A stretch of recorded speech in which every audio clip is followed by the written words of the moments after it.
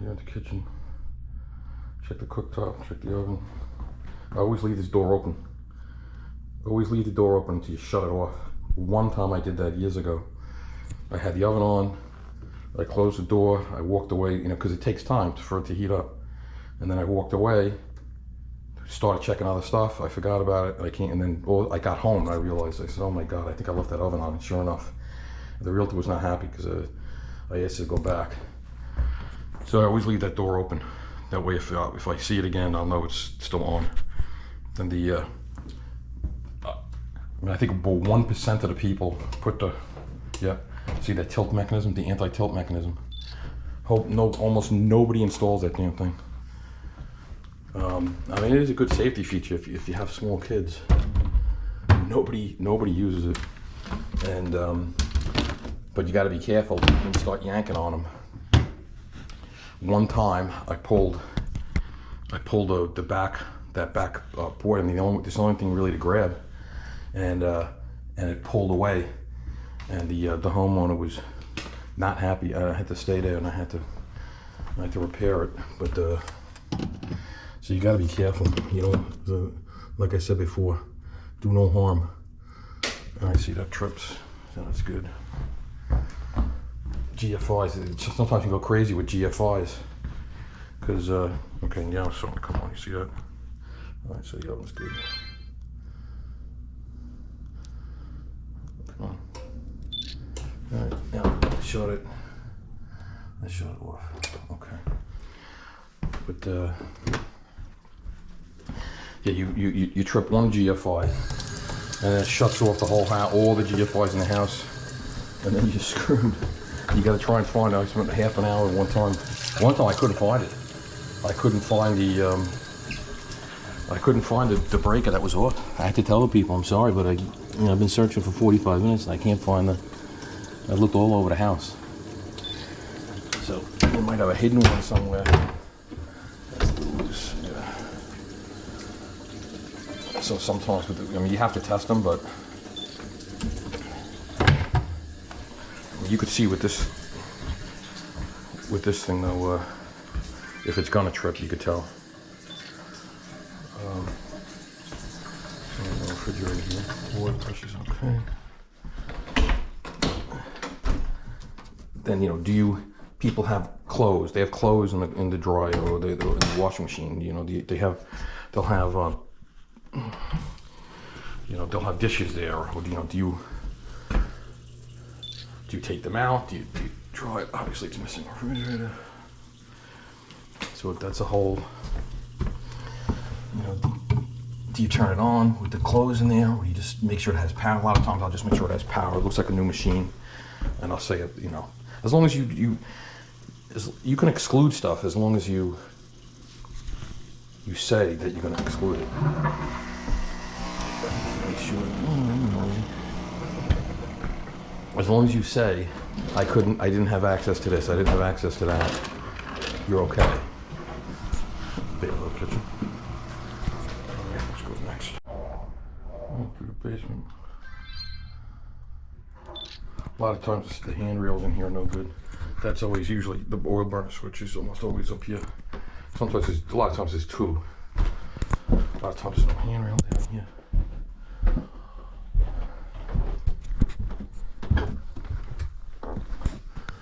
We got about unfinished. It's an old house. Yeah, it's an old house. So much to see in here, jeez. Here's the electric panel. This is, wow, look at the size of that Craftsman jigsaw. That thing's ancient. Wow. Yeah, this reminds me of my father's basement. Alright, wow, he's got a lot of stuff in here. Alright. I'll just take a quick peek around, and then if there's something interesting to show you. Look at these weights, oh my god, these old time weights. Alright, there's a lot in here, so wow, old boiler, holy crap. Old water heater. Okay. Alright, we'll give you a view around quick. Wow, oh my god.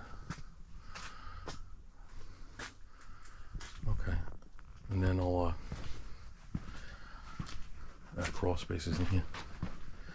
There's no way I'm getting in there. Okay. Alright, well, there's something interesting. I'll show you. Okay, this is, I know a lot of guys don't open the panel box. This is exactly why you do, I mean, if you can. If it's blocked, sometimes I won't, but wow. Sometimes very minor things. Like, look at this, you got a 100 amp breaker going to this sub panel. Look at this, you got like 12 gauge wires. 12 gauge wire, two 12 gauge wires going to feed wherever that's going, hooked up to this 100 amp breaker. I mean, that's a fire waiting to happen right here. Whoa. Those two wires, that's crazy. And you got another one here too. This 60 amp, look at this, you got wires going to the 60 amp breaker.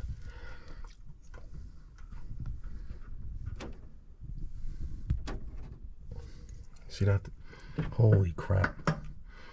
60 amp breakers, you got little teeny tiny wires. Holy shit. Feeding 12 gauge wire. That's insane. The breaker's got to be sized to the wire. Alright, so we know there's a problem here. Once I see that, I don't have to belabor it, but that's freaking crazy. That's an easy fix, but so you don't want to scare, you know, it could be a good house, and some inspectors will scare the crap out of people, which, you know, it's a fixable thing, but it's important, man. It's huge. And that's a definite fire hazard for sure. So I got it here. Got this 60 amp here. 100 amp there. I'll take a couple of pictures. All right, that's crazy. All right, so I'm not even gonna bother to open up the other box. I already know that. I'm only gonna recommend that an electrician's got to get in here for sure. That's crazy. That's crazy. What happened to my flashlight? Wow, that's a hack job. That's a homeowner job. Electrician never would do that. Look at this. You got these. Look at these ground wires. How they're connected. No nut.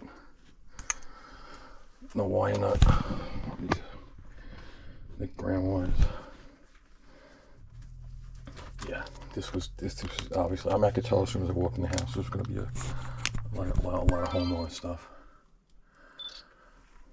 I probably had half an idea what to do, but yeah, that's crazy. A big liability there. But don't scare the crap out of the client either, though, you know. But that's something that's got to be fixed for sure. I wouldn't live in this house like that. Okay, see if there's anything else good. Oh, an old Utica boiler here. It's ancient. I can barely read the serial. I don't think I really can even. I can't really read it, you know. Sometimes if you hold a flashlight up against it at different angles, you can. I'll do if it's this bad. My eyesight's not as good as it used to be too, so. But I'll just take a bunch of pictures with the flashlight, different angles. Wow, there's no. That's not capped. It's not the water heater, but. There's no cap on. No caps on here. I guess it doesn't matter. It's not being used. Beckett, I've been learning more and more about Beckett. Oh, excuse me, Beckett burners. It's small, tiny. Wow. This thing's. There's no service tags.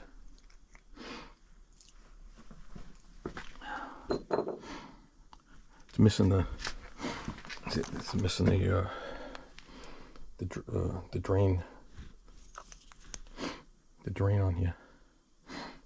That should really go within 6 inches to the ground. This is bad too because if it drips, that thing lets loose a little bit and start dripping and it will rust out the boiler. I've seen that. Drip loop, drip extension pipe. Yeah, this guy was probably doing his own servicing here. He's got the brushes here. This was a fixer, do-it-yourself guy for sure. Look at the crud on that. Holy crap, that's filthy. Yeah, this thing needs to be serviced bad. I can't, there's no way. I looked in that crawl space, there's no way I can get in there.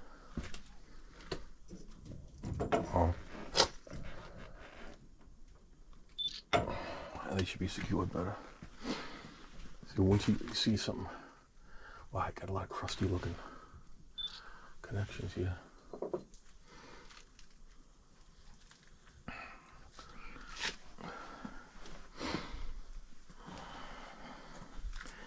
And this thing's wrapped to the point where I can't see crap out of it.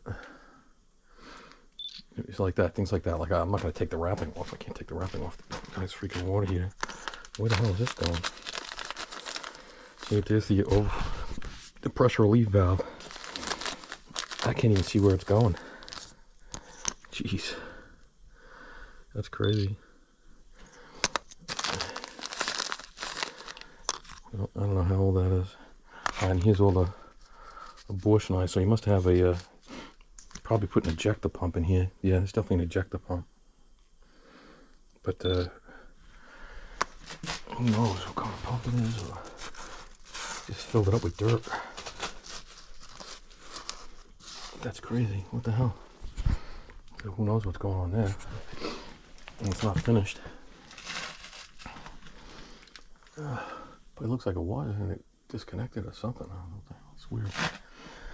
Alright, and this water heater is obviously electric. I have no idea. Probably 40 gallon, I guess. And this vent pipe is not, it's not too bad. A lot going on in this house. You gotta be a good home inspector is, what is an expression for, master of none. You gotta be adept at a lot of things. Have some knowledge anyway, some common sense. You gotta know how far to take things too, though. I had a friend that went to get his license. I encouraged him to get his license, and he didn't do it. He waited. He was out of work for a while, actually. And I said, we both went to school for engineering, and but he finally got it. But he's I had him come with me on a few inspections, and I said, all right, what do you think? Then I had him do his own report on an inspection of mine, and he was pointing out, like, making a big deal because there was like a screw missing out of the panel box, or little minor things. And you have to know what's important, what's not. You're not gonna be pointing out the same things in a